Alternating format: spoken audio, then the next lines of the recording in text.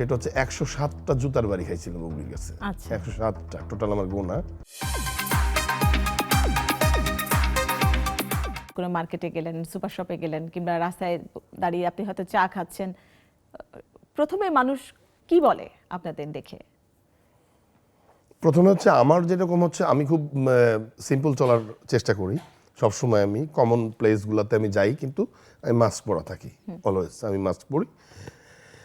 তো যখনই আমি মাস্কটা খুলি আমাকে চিনতে পারে, তখন আসলে মোস্ট অফ দ্য মানুষ হচ্ছে একটা সন্দেহ নিয়ে তাকায় যে আসলেই কি উনি নাকি উনি না, এরকম একটা কনফিউশন। আর যারা চিনেই ফেলে তখন তারা কি বলে আপনাকে? তারা তো সরাসরি, যারা চিনে ফেলে, ডাউটলেস চিনে ফেলে, সন্দেহ ছাড়াই চিনে ফেলে, তারা তো এসে কথাবার্তা বলে, ছবি টবি তোলে। কিন্তু যারা ওই যে কনফিউশন নিয়ে তারা জিজ্ঞেস করে যে ভাই একটা কথা বলবো, কিছু মনে করবেন না?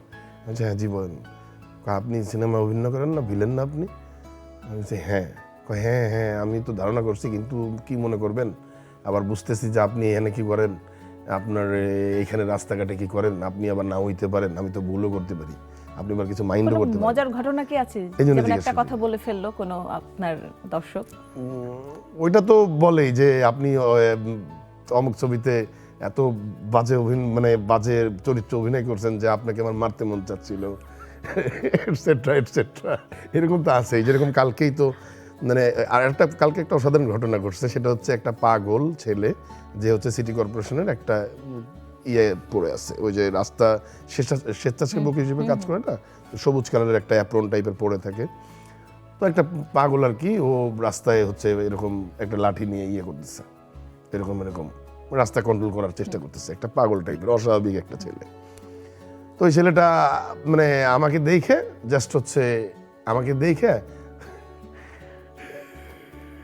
এরকম করতেছে, হ্যাঁ এরকম করতেছে। আমি বুঝতেছি ওইরকম করতেছে। ও কথা বলতে পারে না, বলতেছে আরে আপনি সিনেমার না, দেখা যায়, হ্যাঁ ওইটা আমাকে করতেছে। হ্যাঁ হ্যাঁ হ্যাঁ হ্যাঁ। তখন ও এসে এরকম করে আমাকে হাত দিতেছে। আমি ওর সাথে হ্যান্ডশেক করলাম। ও কিন্তু কথা বলতে পারে না। হ্যাঁ ভালো লাগে না ব্যাপারগুলো? ওর একটা মাথায় টুপি পরা ছিল, হ্যাঁ একটা পায়জামা পাঞ্জাবি জুব্বা পরা ছিল, এবং হচ্ছে এই অ্যাপ্রনটা পরা ছিল সিটি কর্পোরেশন। একদমই ও একটু অস্বাভাবিক, কিন্তু আমাকে এইরকম করতে। তো আমি বুঝতে পারলাম যে এটা আসলে যে একটা পাগল টাইপের বা একটা অস্বাভাবিক, পাগল বলা যাবে না, এটা একটা অস্বাভাবিক ছিল। আমরা তো সুস্থ, আমরা তো স্বাভাবিক, কিন্তু আল্লাহ তো ওকে ওইভাবে বানাই নাই। কিন্তু ওর মতো লোকও যে আমাকে চিনতে পারছে, এবং সে তার মনের আকুতিটা, মনের যে অব্যক্ত কথা যে আপনি ওইটা না, হ্যাঁ আপনি ওই সিনেমার অভিনেতা না, এটা তো বলতে পারতেছে না, কারণ ওর তো মুখে ভাষা দেয় নাই আল্লাহ। ও তখন এইভাবে প্রকাশ করতেছে। হ্যাঁ তো এটা আসলে খুবই সাচ ওয়ান্ডারফুল থিং আসলে। এটা তো অনেক ভালো লাগার একটা বিষয়। আর অনেক সময় দেখা যায় না, কোনো মেয়ে বলে না, ইস লোকটা তো খুব খারাপ? আমাকে মেয়ে মানুষ ম্যাক্সিমামই দেখলে ভয় পায়, ভয় পায় আর কি।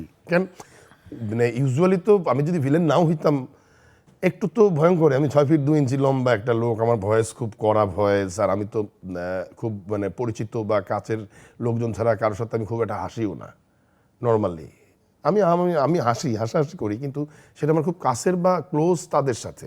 কিন্তু ইউজুয়ালি আমি একদম নর্মালি থাকি সবসময়, সত্যি কথা।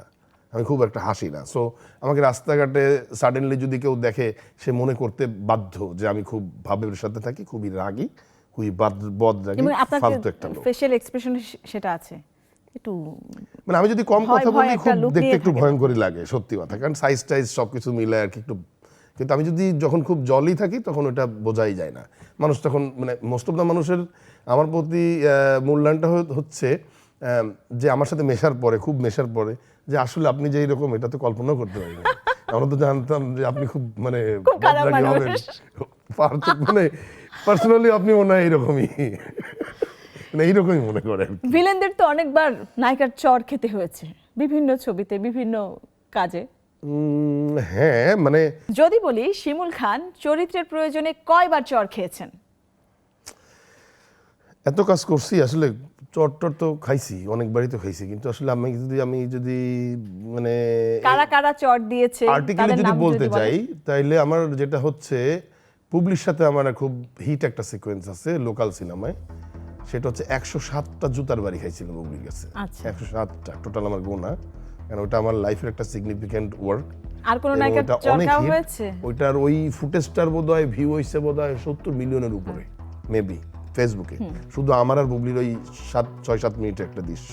এবং যখন শ্যুট করি তখন আর কি বুবলি কোনোভাবেই আমার গায়ে হেড করতে পারতেছিল না, কোনোভাবেই পারতেছিল না। মানে বুবলি কিন্তু ইউজুয়ালি কিন্তু খুবই ভদ্র মেয়ে, কিন্তু বুবলি মারাত্মক ভদ্র মেয়ে। মানে বুবলিকে ওই বাইরে থেকে দূর থেকে দেখে অনেকেই অনেক বাজে কমেন্ট করতে পারে, হ্যাঁ, এটা তাদের ব্যক্তিগত বিষয়। কিন্তু আমি মনে করি বুবলির সাথে যদি পার্সোনালি কেউ মেশে বা কাজ করে, সে কখনোই বুবলি সম্পর্কে একটা বাজে কথা বলতে পারবে না। কারণ বুবলির জেস্টার পশ্চার, বুবলির ম্যানারিজম সব কিছু এত দুর্দান্ত যে আপনি তার সম্পর্কে আপনি খারাপ কথা বলতে পারবেন না। তো সেই বুবলি মনে করেন আমার গায়ে হাত দিতে পারতেছে না, কোনোভাবেই পারতেছে না। দৃশ্যটা হচ্ছে আমি বাসের মধ্যে আরেকটা মেয়ের শরীরে হাত দিছি, খুব বাজে কাজ করছি, নারীদেরকে হ্যারেস করা যেটা করে, হ্যাঁ, শারীরিকভাবে। তো এইটা বুবলি দূর থেকে দেখে ফেলছে, বুবলি আমাকে পিটাবে, ঠিক আছে, এরকম একটা দৃশ্য। বাস থেকে পিটাইতে পিটাইতে বাস থেকে নামাবে এবং নামায়ও পিটাবে, হ্যাঁ, রাস্তার পাশে। তো এইরকম দৃশ্যটা, তো ওই দৃশ্যতে বুবলি আমাকে মারতে পারতেছে না। এখন আমি বারবার ওকে বুঝাইলাম, অনেক করে বুঝাইলাম, বলতেছে শিমুল ভাই আপনি একটা বড় ভাই মানুষ, একটা সিনিয়র অভিনেতা, আপনাকে এত সম্মান করি, শ্রদ্ধা করি, কি হবে আপনাকে আমি চ্যানেল দিয়ে মারবো? আমি বলছি তুমি না মারলে তো এই সিকোয়েন্সই হবে না, কারণ চরিত্রের প্রয়োজন তো করতেই হবে। তুমি না মারলে সিকোয়েন্সই হবে না, এই সিকোয়েন্স হবেই না, প্রশ্নই আসে না। কারণ তুমি এখানে আমাকে যত ভালো মারবা, স্যান্ডেল দিয়ে জুতা দিয়ে যত ভালো মারবা, যত আমাকে আঘাতটা দিবা, আমি তত বেশি ভালো এক্সপ্রেশন দিব। আর তোমার আঘাত যত দুর্বল হবে, আমার অভিনয় তত দুর্বল হবে। তুমি ইচ্ছা মতো মনে করে কুত্তার মতন পিটাও আমাকে, কোনো সমস্যা নাই। তুমি মনে করো আমাদের চোর বাটপার যা মনে করো, ইচ্ছা মতো মনে করো, যে তোমার জীবনে কার উপরে রাগ সবচেয়ে বেশি মনে করো সেটা অম্মকের উপরে তোমার আপনি বলেন তো, আপনি বলেন। আমি বুবলির কথা বলতেছি, বুবলি বুবলিকে আপা বলতেছি, কার সম্পর্কে সবচেয়ে বেশি রাগ? আমি জানি না কাকে নিয়ে? না, এটা আপনি জানেন, আপনি বলেন। তো আমি বলতেছি যে তুমি যার উপরে তোমার সবচেয়ে বেশি রাগ, যাকে তুমি মারতে পারো না, মারতে ইচ্ছে করে কিন্তু মারতে পারো না, তুমি তাকে মনে করো যে আমি ইচ্ছা মতো রাগ মেটাও। তখন বুবলি অনেক ইজি হইল আস্তে আস্তে। আমি দেখবা যে এই সিকোয়েন্সটা যদি খুব ভালো করো, মানে ন্যাচারাল করো, আমিও করব, তখন দেখবা যে এইটাই সিনেমার সবচেয়ে হিট সিকোয়েন্স হয়েছে, এবং তাই হয়েছে।